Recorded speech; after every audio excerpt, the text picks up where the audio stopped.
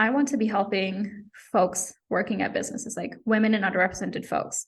Ideally, I build this as a product that helps everyone at the company, but by doing that, it levels the playing field so that women and underrepresented folks are actually getting a fighting chance at getting promotions and getting recognition for the work they're doing.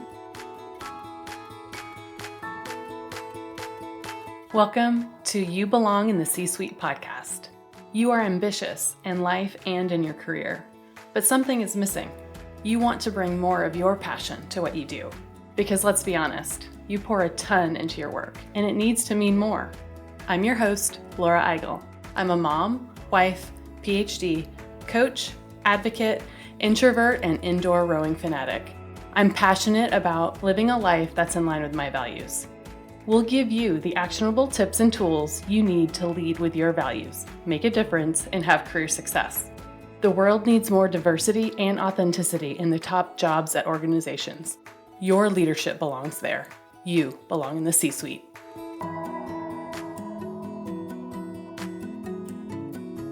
What is your team culture like? What is your leadership style? How do you make decisions? These are all questions my client was recently asked. These questions came from different people, their current team, people who they were interviewing, who wanted to work for them, even their mentee. They all wanted to know, what's it like to work for you, to learn from you? And when I started working with this client, they had some generic answers that they could speak to each of these questions, but sometimes they weren't as confident in their answers as they'd like to be. Now, they're able to confidently describe, with examples, the cultures of their team, their leadership style, and how they make decisions, aligned to what's important to them by describing their values, how they model those values, and how they reward and recognize those behaviors. Can you answer those questions for yourself? Let's dig into these together. Join us in the Catch Crew, a place to grow your career intentionally, to get the skills to intentionally grow your career and your teams through your own leadership. When you join, you get instant access to team building tools, including Values First, the course, a video-based course that highlights the most important exercises from my book, Values First. You get the tools you need to build the life, career, and team culture that you want. Go to thecatchgroup.com/catchcrew. That's thecatchgroup.com/catchcrew. Welcome to this week's episode of the You Belong in the C-Suite podcast. I'm really excited for you to meet our guest this week, Aashni Shah. She's a multinational citizen of the world. She was born and grew up in Kenya before moving to Canada for university. She's proud to call both countries home and looks to bring her technical knowledge and expertise from Canada to Kenya. Aashni has previously worked as a software engineer at companies like Amazon, Microsoft, and Square, and is currently the founder of Hypedocs. Aashni is on a mission to build a better tomorrow and does this through her work with startups and volunteer work. She especially enjoys focusing on getting more girls and women into STEM, as well as looking into how to bring more tech to help developing countries like Kenya. Aashni has been recognized with awards such as the Top 50 Inspiring Women in STEM in Canada. In this episode, we talked about Aashni's career and how she followed her values and her passion to make the decision to leave corporate to move into entrepreneurship. We also talked about how during her career, how one manager shared a simple way to capture her wins in a document so that she wouldn't forget her impacts or accomplishments, and how she built upon that idea to eventually create Hypedocs. We talked about the power of reminding yourself of your own accomplishments and how that can be fuel for your continued growth and as a way to fight imposter syndrome. We talked about how her company now works to bring technology to other companies and communities to automate that process of reminding you of your wins, keeping you motivated and on target to meet your goals. I loved this conversation because Aashni and I connected on the importance of advocating for yourself and making it easier for women and people of color and all leaders really to do that with scalable technology that organizations can use. Let's get started.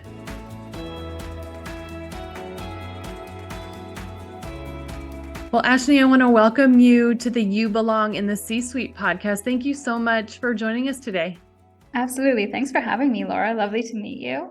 Yeah, I'm really excited that you're here, and this has been many months in the making. So I was able to find out about you, and I love everything that you're doing. So I read about your career and about what you're doing with Hypedocs, and it's just really exciting to see technology kind of catching up with some of the things that we've been talking about a lot on this podcast in terms of rewarding and recognizing and just giving positive feedback and all the things.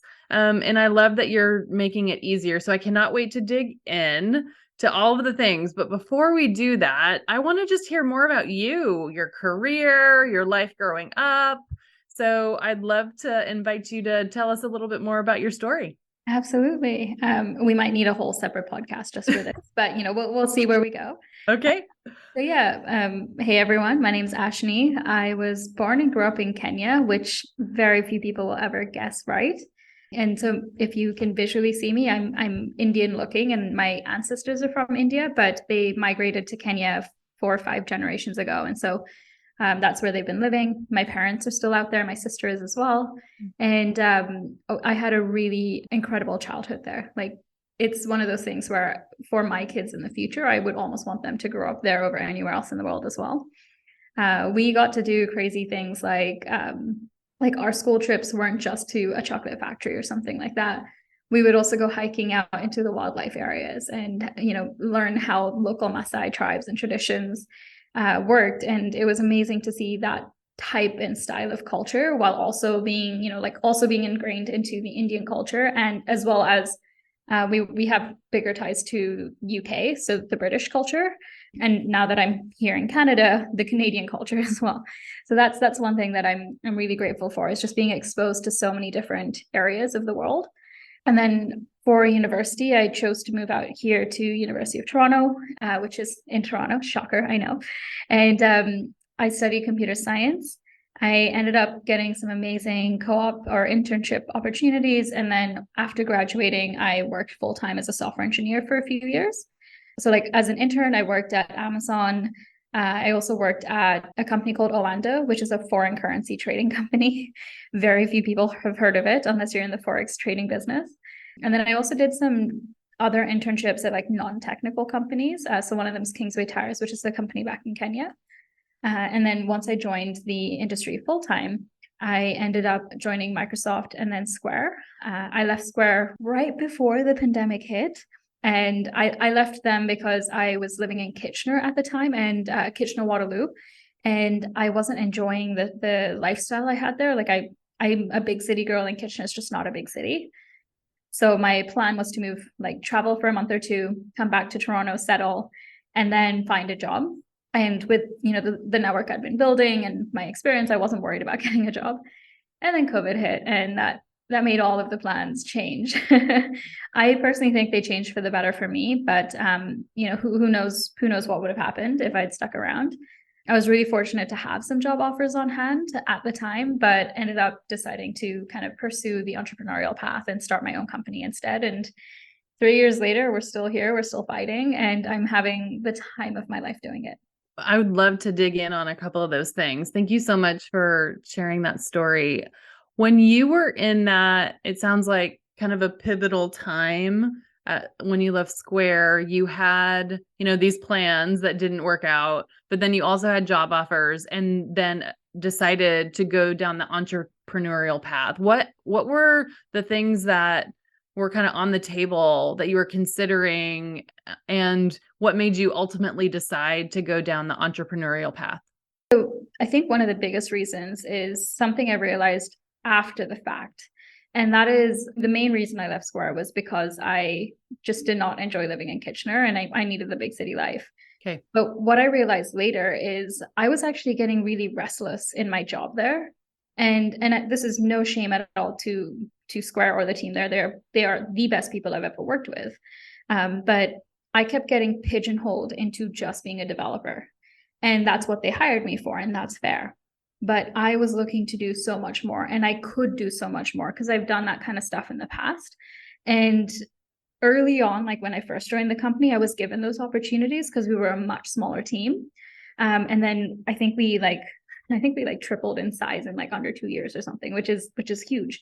And I lost the ability to do some of those things the way that I was. And again, just kept getting pigeonholed into being a developer. And so after the fact, I realized what I was looking for was the ability to do more than just being a code monkey at the end of the cog, or like at the bottom of the machine. Not saying that's bad for anyone. If that's the area you like to be in, go for it. There are some amazing friends of mine that love coding. But I love coding and I still do it today. I build my company like Hypedocs. That's what I do. But the strategy behind it, the product management side of things, the interviewing customers, the coming up with ideas and things like that. Like I was itching and craving to do all of that as well. And so I think that kind of stems back to my early childhood, where I watched my dad launch and run multiple businesses. And so I've always been surrounded by that. And I always knew at some point I wanted to start my own thing. And then like in high school and university, I was in multiple clubs. So on top of school, I was always juggling multiple things and very, very good at that. And so I think that's sort of in the back of my mind. I always knew I was going to start my own thing. And the timing just came a lot earlier than I expected. I think my plan was around after 5 years of working for another business or for businesses, then I can make a pivot. So that's definitely one of the big ones. The other is actually kind of tied to the things you like talking about on your podcast, which is my values and my purpose. So I did have a few job offers in hand, and they were incredible offers. They were really great companies. Like I spoke to the teams. The team seemed amazing to work with as well. But I started doing a lot of like self-reflection on where do I want to be spending my time and what do I actually want to be building if I'm putting my heart and soul into it, because that's what I do with anything I work on. And I realized, like, as amazing as these people are at the companies, and I know I'd learn a lot, they were working on stuff I wasn't passionate about or didn't line up with my values. So one of them was an ad tech company. I'm not a fan of ads in general. Like I think it's leading to a lot of issues that a lot of people are facing in different ways, like from a consumerism perspective. And then another business was in the sort of health tech space, but they were the part of the company that I would have been joining was just not compelling. Like it wasn't something that was actually like moving the dial on anything health related.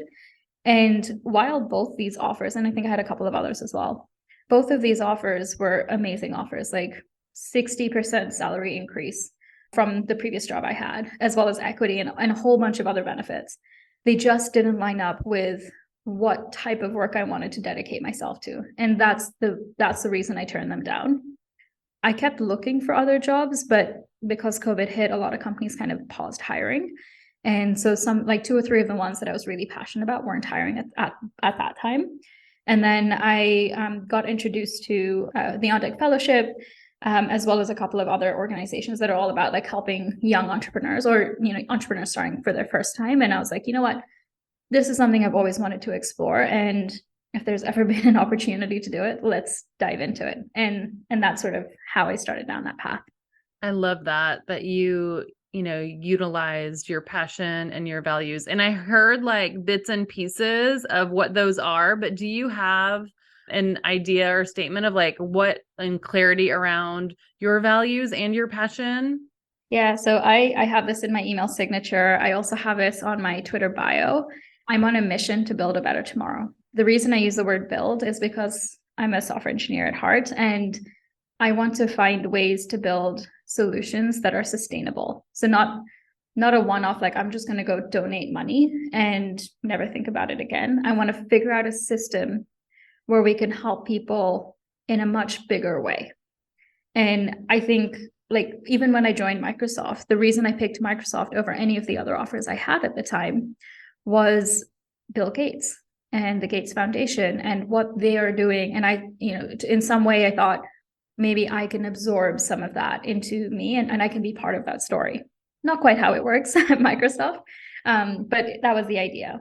I ended up joining Square for similar reasons, because the product I worked on, Cash App, was actually making sending money or like accessing money incredibly easy for underrepresented and underbanked folks. And I didn't even realize like how big of an impact it actually has in those communities until after I joined. Those are the reasons I joined those companies. And then as I sort of like started looking at other things I want to do, and especially at that pivotal moment, right as COVID started, I had to stay true to that. And I had to say, well, what is going to help me stick to my passions? And then also looking at where I want to be in 5 years, what is going to help me get to that point as well. I love that so much. And I love that you keep it central to everything that you do. And I think in your description of why you didn't take those other job offers, it was very clear that you used that as a filter and a standard, and those didn't align within that. And that was how you can make those decisions. Yeah. And I think it's such a hard thing for anyone to do. Like even when you join a company, it could match everything that you want today. But I always tell people, and I hope everyone listening pays attention to this, put a reminder in your calendar every 6 months to reassess, because your priorities might have shifted or your role at the company might have shifted. And if those aren't in alignment anymore, figure out what is in alignment to where you want to be. Like, because I've been holding that so true to who I am and what I do, it's helped me get to a place in my career where even if I'm not making hundreds of thousands of dollars, which I would be if I was still working at it as a developer, like the levels of happiness I have in the work that I'm doing and the passion I have for it are far better. And the amount of learning I've had on this journey as well has been like, you could not pay a school to teach me this kind of stuff. Yeah. Oh, I love that advice. And I teach people through the podcast to check in at least every quarter or so, but I love also the check back in with company alignment.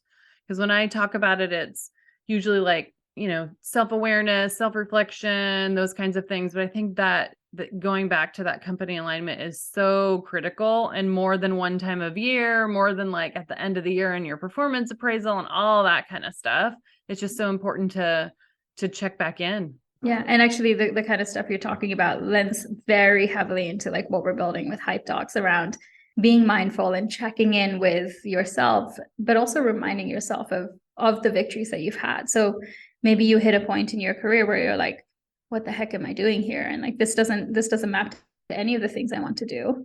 It doesn't mean you've wasted all of your time. You've still learned stuff. You've still grown. You've still, achieved things that you possibly wouldn't have otherwise.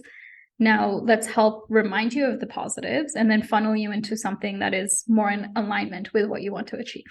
I love this so much. Okay, so I want to get in a little bit more into that. Like, what have you been doing for the last 3 years? Tell me more about Hypedocs. What has that journey been like for you? Is it what you thought it was going to be when you made that pivotal decision to be able to not just code, but to do that and build strategy and, do all of the things? Tell me more about it. Yeah, absolutely. So when I first started on the entrepreneurial path, I was actually trying to build something else. It's a company originally we called it Taonga. We ran into some issues, so I renamed it to Mido. And the idea or the purpose of that product was to help people manage their personal documents in a more private and secure way. So that translates into a privacy-focused version of Dropbox for documents like your passport or ID that in today's world we are sharing around constantly. And we have no way of tracking who has access to it.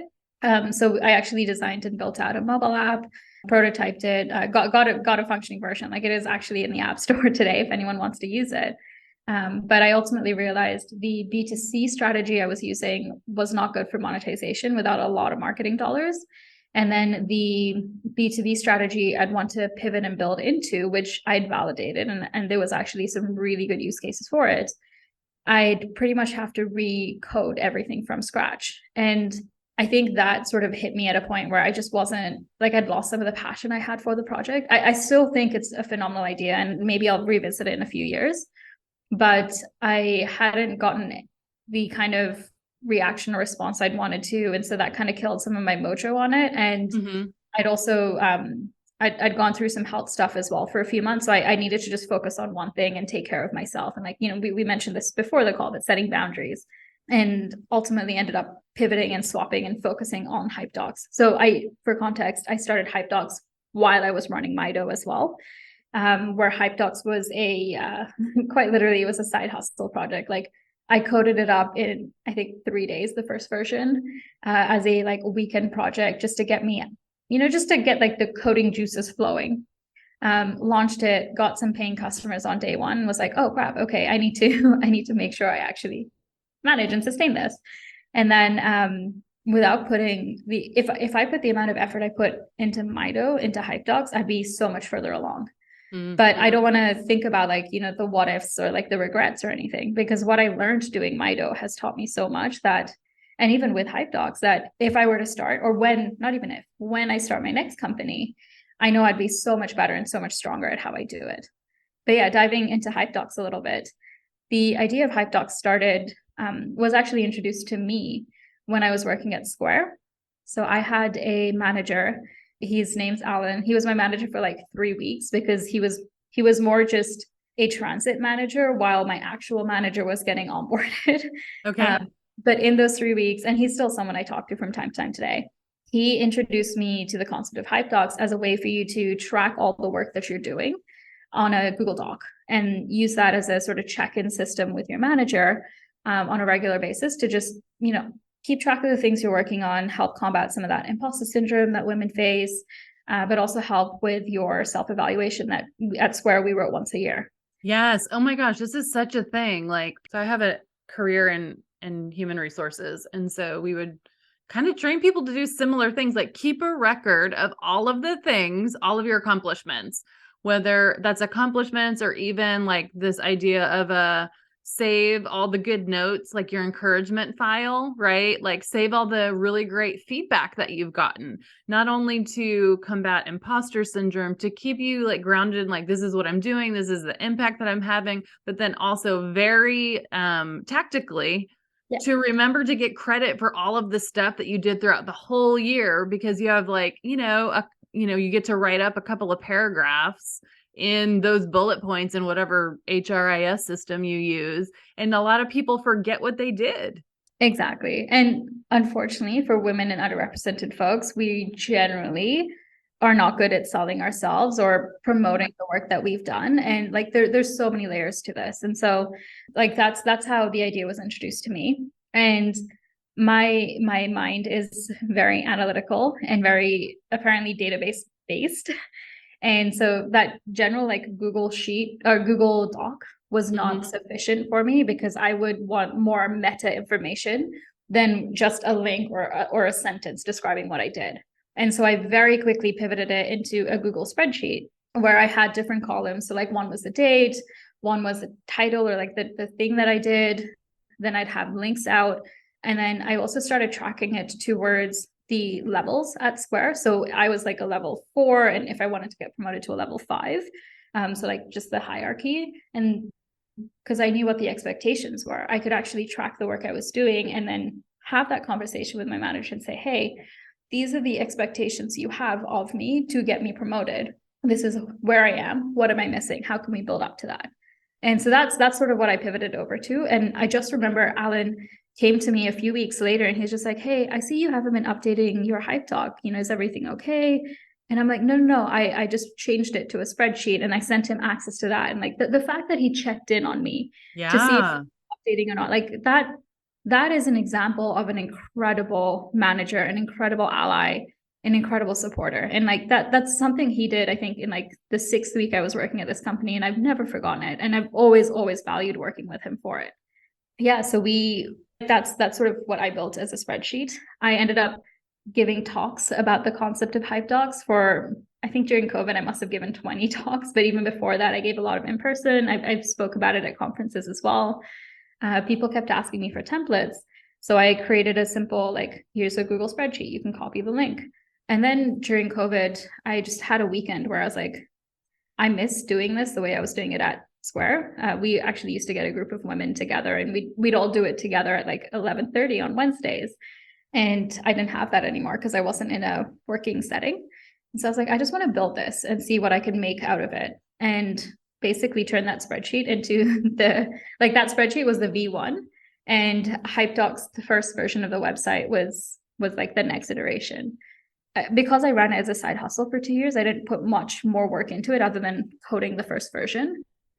And sort of October, November last year, I did a survey with people who were using it. And the sort of overwhelming feedback is something I could have said without the survey, but it's good to get that validation, which is we love the idea, we love the concept, but the website isn't engaging. Like, it doesn't bring people back to it. And we only launched it as a web app. We didn't launch it as a mobile app or anything else. And I was like, that's fair. That's true. I forget to go back to it, and I'm the person who created it. Like, that's a problem. And so we started exploring at, who are we trying to help with this? And how can we get it to be more engaging so that they're able to remember to go and update it? Because that's the key, is like, if you can remember to update it and you can build that habit, you're good to go. Because as soon as it becomes a habit, you're not going to forget. You're going to keep going and updating it. And I'll be honest, I started playing with coding a mobile app, got a fifth of the way there. And then I had a spark of genius. I call it my moment of genius, where I realized I want to be helping folks working at businesses, like women and underrepresented folks. Ideally, I build this as a product that helps everyone at the company, but by doing that, it levels the playing field so that women and underrepresented folks are actually getting a fighting chance at getting promotions and getting recognition for the work they're doing. What is a common tool everyone is using? Slack. And so we still have the web app up and running, and that's pivoting more into a dashboard view of all of your hypes. And as of last week, we actually launched a Slack app version. So you can install the Slack app to your community or your Slack. So your team Slack, your community. We have a school we're talking to that wants to integrate into a co-op system with them. And from there, everyone in that Slack is automatically added to Hypedocs. So they all have an account. They don't need to go and do anything else. And they can just use Hypedocs from Slack. And you just type /hype, add hype. And that's where you can track the things you're working towards. Do the same thing for goals. You can list them. And then from the engagement side, we send daily reminders saying, hey, remember that time you hiked a mountain? You're awesome. What are you doing today? Or 3 weeks ago, you created a goal to get 10 new customers on board. How's that going? And just being really, really careful and specific of reusing things that they've already submitted, but reminding them once a day or once every couple of days as a sort of endorphin hit, like, hey, you're amazing. What are you doing? What are you up to? And so far, the feedback we've gotten from the folks using our Slack app, it's only been a week, but they're pretty happy. They're using it. Like, I just checked our stats before, and we were getting people using it daily, which is amazing. Oh my goodness. There's so many things. I love like some of these features. So it's basically helping you remember and keep track of the goals that you set. So you input those, and then it also helps you remember all the things that you've accomplished, right? And so then when it comes to telling somebody about it or the mid-year, end of year review, it's all in one place. And I love that you've also put it where people already are, right? In Slack, to be able, because everybody's in some kind of messaging system, to be able to take away that barrier, because there's so many things on all of our plates. But I love then the opposite of the nudge and the reminder. It's almost like it's like your own hype squad somewhere else, or a really great manager if you have one, because not everybody does have a great manager, right? Not like that manager that you had even just for a couple of weeks, to remind you and to give you that little, like you said, like that, dopamine hit of your wins. I love it. Well, we also have, because my sort of mission statement with Hypedocs is I want to help people celebrate themselves and each other.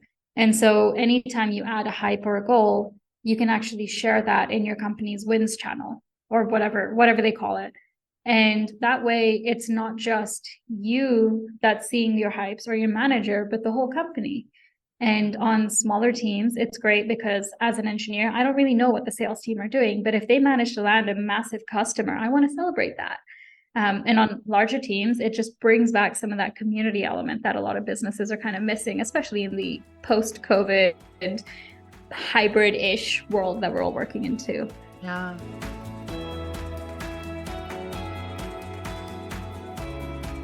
Are you in a new role or transitioning to a new role soon? Have you thought about how you will transition into your new role intentionally? How do you create boundaries to sustain your energy and prioritize the things that matter most to you? How would it feel to go into your new role feeling prepared with an intentional plan to prioritize the most important things and still have energy to tackle the things that will inevitably come your way? These are the kinds of things that leaders are working on in the Catch Crew. The Catch Crew is our community to build your career intentionally, whether that means transitioning into a new role, building or reinforcing your team culture, or planning your next role. When you join, you get instant access to career transition tools, including Values First, the course, a video-based course that highlights the most important exercises from my book, Values First. You'll get the tools you need to build the life, career, and team culture that you want. Go to thecatchgroup.com/catchcrew. That's thecatchgroup.com/catchcrew. We're having our next monthly catch up soon. Can't wait to see you there.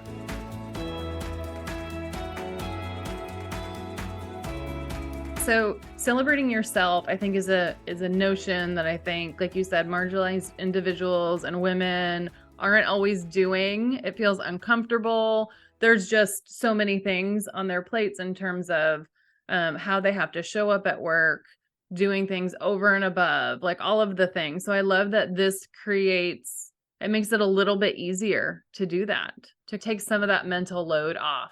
Thank you. Yeah, I'm so excited by this, and I'm trying to be so careful and intentional to make sure it matches my values. But bringing it back to the women and underrepresented folks, it's actually giving them a chance to get recognized and get celebrated because they've been overlooked, but doing it in a way that doesn't alienate anyone. And so, like, one of the features that we haven't implemented, or like we haven't launched this yet, but it's on the docket, is a kudos system. So normally kudos systems, like the idea of it is amazing. It's pretty much what I say all the time, which is like celebrate people. But the way that it works at most companies is the people getting kudos are the loud person, the outgoing person that everybody knows. And the quieter folks, which are oftentimes women and underrepresented people, but it can be anyone. Like, I don't want to just narrow it to that group. Oftentimes they're overlooked, or they don't get credit, or they don't get kudos shout outs. And at companies, unfortunately, your promotions and your ability to climb the ladder is tied to things like kudos. And so we're looking at a very intentional way around building for that, where we're not trying to get you to engage with a kudos system where you're only celebrating one person. Or similarly with the reward system, like a lot of reward systems are like, hey, tell these 5 people good things about themselves and we'll give you a $10 gift card. Like, that's not a great incentive strategy to get like organic, truthful reactions or information about people. And so instead we're baking it into Slack, and we're saying, hey, as people post these hypes and wins and accomplishments, we can track that. And anytime you celebrate something, or you react to it, you comment on it, we can track those behind the scenes, and we can, with the company, we can convert those into points, which could then turn into gifts or other things. But it's doing it in a way that it's building good organic behavior within the company, rather than saying, hey, on this other website that nobody uses, say a nice thing about an employee, like a coworker, and we'll give you a $10 gift card. Like, that's not a good strategy. Yeah. And I think there's so many of those out there. I feel like I could name a couple just at organizations that I've worked at. They're like, we're rolling out this rewards and recognition program, and you have to have a separate login and a separate thing. And then don't forget to go there. You're like, good luck. Nobody goes there. Guess what? Nobody's going to use it. Right. And then we're all surprised when it fails. Right. Yeah. It's like either nobody uses it, or you end up with that employee, like the smart employees that realize, well, if we have to celebrate 5 people, I'm going to find 5 friends and we're going to celebrate each other. And they're really not doing anything other than getting the gift cards out of it, which, hey, I am all for a good hack on any system, but like, believe me, I've got plenty that I do as well. But like, that's not building the behavior that the HR team wants to implement and things like that. And so that's some of the stuff that I'm trying to be really careful and really intentional about as we keep building Hypedocs. So as we think about how we can do this as a culture at an organization, what do you think needs to be in place in a culture? For me, it feels like this has to be in alignment with your values, right? So hopefully there's some way of connecting some of the things that you put in Hypedocs to values of the organization, or a culture that this kind of software and behavioral shift will fit in better. Is there anything that you can tell us about like the cultures that you think this solution would fit best in and would be successful in most? Yeah, I think communities and cultures where they have a strong DEI representation, or not even representation, but they prioritize it actively. Like maybe they have a lead, maybe they've set aside specific budget to make sure that they're growing that area. That's usually a good indicator for me to know that the company understands the values of what we are trying to bring into the company, and because they also value it. So, I'm not trying to overly promote Square here, but that's something I really appreciated about Square, and saw an incredible way that they built up that entire system. And so I think that's sort of one of the leading indicators for me as I like vet out and figure out which companies should I go and invest my time in. I pretty much have told my team, can you find the heads of people or heads of HR at companies, but ideally companies that have like either a head of people, because that shows you're putting emphasis on managing people, or a head of DEI, diversity, equity, and inclusion.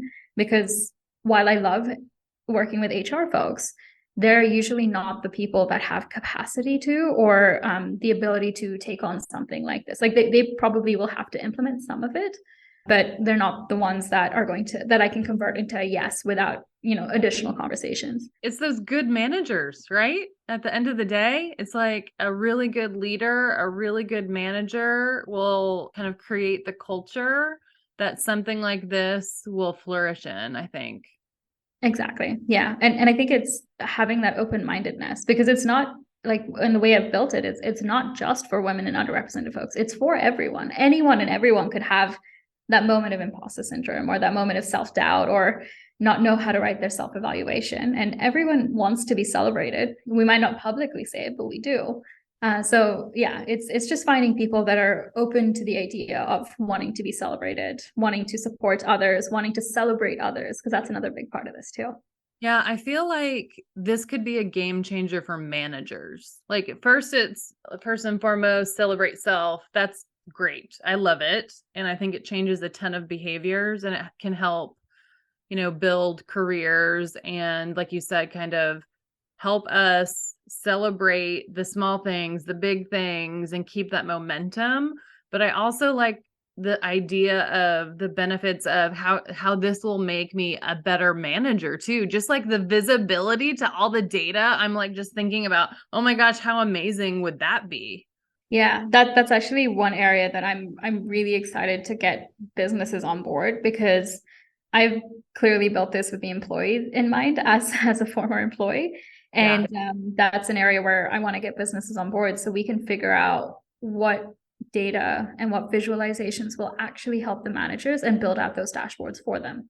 Yeah, I love that idea. I think it's, as a manager of in multiple different companies, it is just, you just don't know what your people are up to, because you have trust with them, and you are building trust, and you give them and empower them. And like you said, some people are really great at sharing their wins, and others just are not, and especially in those communities that we've talked about. Like, I just assumed that like my work was going to speak for itself until I got into work, and then realized that is not how it goes. But in school, that's kind of how we're taught and how we're rewarded. And so when then you get into the workplace, you're doing all this stuff. And if you're not telling someone, and if it's not in your nature, then your manager may not ever know, right? Or they might know until too late. And so it just the fast pace of work and all of the things. As an introvert, I love celebrating others' accomplishments. Like I could do that all day. It's just harder for me to do that for myself. And it's always been something that I'm learning to do better and every day, but it's still something I struggle with. And I have a career in HR. I know how to do that, right? So yeah, so just as the lens of a manager, getting that visibility faster, being able to reward and recognize people, I think is a huge thing. Another thing that I find, because I do a lot of work with companies to teach first-time managers and then also managers of managers. And so a lot of the things that I see, they're not giving, they give feedback for performance or to get better, but they're not giving, like, feedback in general is just hard to do. So they don't do it. And what I really find is that they're not giving positive feedback. They're not like giving that positive reinforcement on the things that they want to see. And if they are, they're like, good job in that meeting. I was just talking to my class about this. I teach a graduate class, and we're talking about how really important it is to be very specific about not just good job, but like why? Why was the presentation good? Was the presentation good because you engaged the audience, you got their feedback, you had a pretty presentation deck, like what about it was good, right? And so something like this feels like just very tangible way to behaviorally shift the way not only employees but also how managers can then give that feedback and reinforcing behaviors so that they repeat those behaviors over and over again. Yeah, exactly. And one of the things that I didn't even touch on earlier, but is so related to what you're talking about, as an employee at the company, ideally, I'm talking to my manager and trying to understand what are my goals, what aligns with the company, but what are my goals outside of that? Yeah. And how can myself and my manager create a path for me where either I'm able to succeed with those here at the company, or we realize maybe this isn't the right fit, and potentially I move on to something that is, and the company is able to find someone that's a better fit for what they need. Obviously, not saying you should let go me straight away, but like, if I'm passionate about design and I'm currently hired as a developer, I'm unhappy, you're not getting the best work. And so going back to talking about the manager view and the manager lens, if we are able to do as well, and I hope we are with Hypedocs, you as a manager would then be able to go and create those goals and create that path and make sure they map to the company values, but also the individual employees' values as well. And that way, the employee can go and add those to Hypedocs or add them to whatever tool you want to use. I obviously recommend Hypedocs. And then you can track all the accomplishments and wins that you're making towards it. So the way it's designed right now is when you go and look at any of the goals you're working towards, you see all of the hypes that you've done that are related to that goal. It's not just the goal. So it's like, hey, get 10 new customers. Well, any phone call that you set up, any customer you win within that 10 customer group, any follow-ups, any material or assets you create for it, that's all now part of this package. And that gives the manager so much more visibility into what they're doing without micromanaging, because that's something that I don't think anybody likes, this micromanagement either. Right. Absolutely. I'm trying to think of like all these other use cases. I love this so much. This idea of reinforcing and nudging and reminding. If I were using Hypedocs in my organization as a manager, I would want to incentivize and celebrate boundaries. And like my mind is just like going a mile a minute now, just thinking about, oh my gosh, this would be so cool if like as a team you had a goal of, these are my values, these are my boundaries, right? And then you got to say in Slack when you celebrated your boundary, and then other people got to see that, and then being able to model that as a leader for your team. Went on vacation and didn't bring my laptop. Like, that's a big deal. Like, let's celebrate that. And then I can get a reminder, hey, remember you did this XYZ goal. And maybe it has nothing to do with work. Maybe it is, I hiked this thing or I did this, whatever. And then it just motivates you and reminds you of all of the stuff that you've done. And so the premise of it is just so exciting to me when you bring in even just quote unquote non-work activities, I guess. But I love this idea of the incentivization of like boundaries or accountabilities of culture and of values at work too. And transparency as well. Yeah. Accountability and transparency are two of our big words that we're using for this. Yeah. I'm so glad that you're getting the vision. Like I love it. Oh my gosh. I always, it's been so interesting building this because like my background is software engineering and coding and like very logical. And now I'm focused on sales and trying to get people to understand and buy into this. And because we have so many different people we're trying to pitch it to in terms of like our ICP or individual customer persona, you have the person we're trying to sell it to at the company, and that's the head of people, head of HR, CEO, or CFO, like one of the four. And then you have the person using the tool, and then you have the manager of that person. And the values or the benefits we bring each of them is so different. And so it's always so interesting to see how I talk about it. Because if I say the wrong thing to the wrong person, or like if I say the business pitch to the employee, like they're not going to care, or vice versa. And so it's always nice when it's just a much more casual chat and we can talk about it from a value basis and like the benefits we can provide in general without having that sort of, well, what is the ROI for the company? And like the biggest ROI is retention. If you have happy employees, if you have employees working towards their goals, their values, who like their managers, because I've left companies in the past because I did not like my manager. Yeah, that's a real thing. It's a real thing. Then you're going to keep the best employees, and those employees are going to be happier. They're going to be more engaged. They're going to be more productive. And guess what? Your bottom line will increase as well. Yeah, I would imagine that the companies that you're going to be most successful in already have pretty great cultures anyway. I think they do. And they're probably looking to having an edge on like, how can we make they're probably a learning culture, a growth mindset culture. They're probably experiment with new things and have pretty intact values, but they might be missing like the accountability piece. They might be trying to have their managers be even better managers. Because I don't know if like somebody that doesn't have that really great culture yet would even be ready for something like this potentially. And that's the kind of people I love to work with too. It's like, okay, we know our culture, but how do we hold people accountable to it? Like we're asking different questions than we would as if we're, okay, well, we're having all these problems and like indicators are, we don't have a diversity, equity, and inclusion strategy or plan or this or that. And so some of those indicators that you already talked about before totally make sense because the places that this is going to work in, they already have like a really great foundation in their culture. And what I'm finding is, the HR tech space is great. Like it's busy. There's a lot of really great competition out there.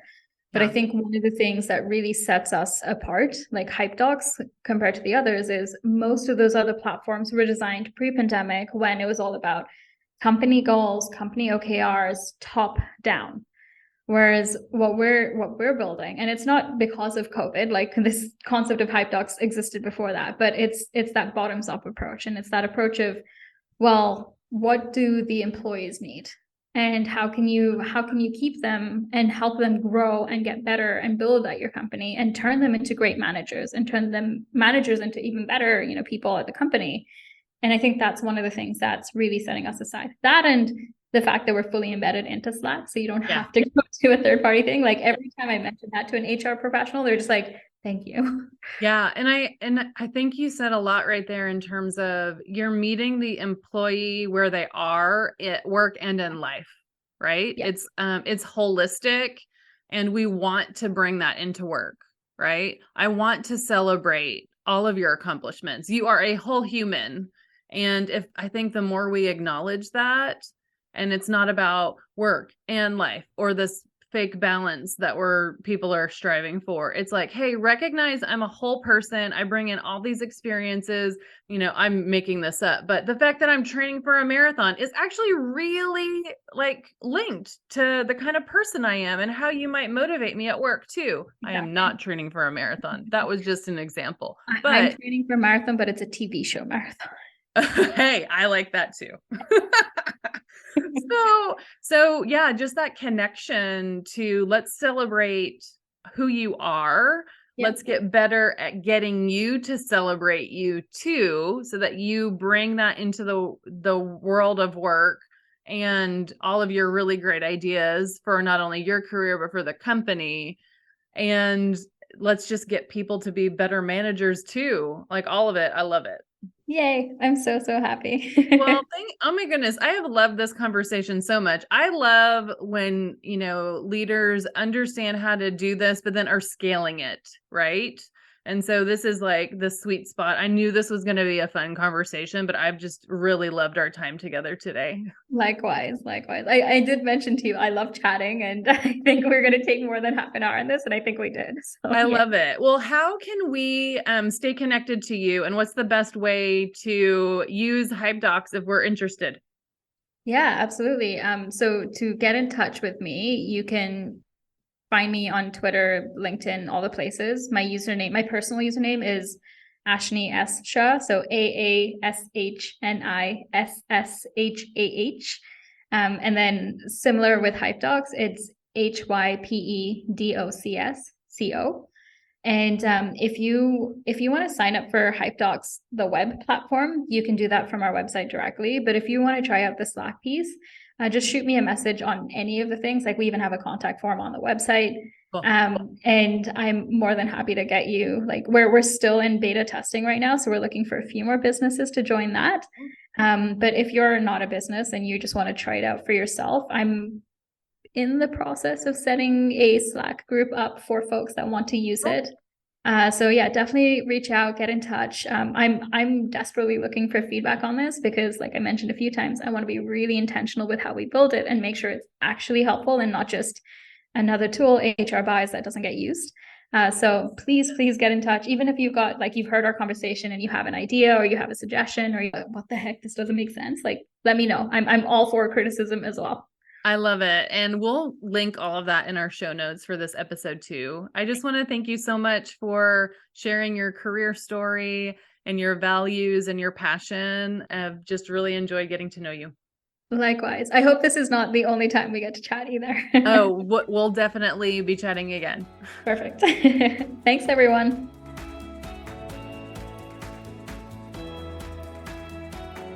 I want to thank you so much for listening to the You Belong in the C-Suite podcast.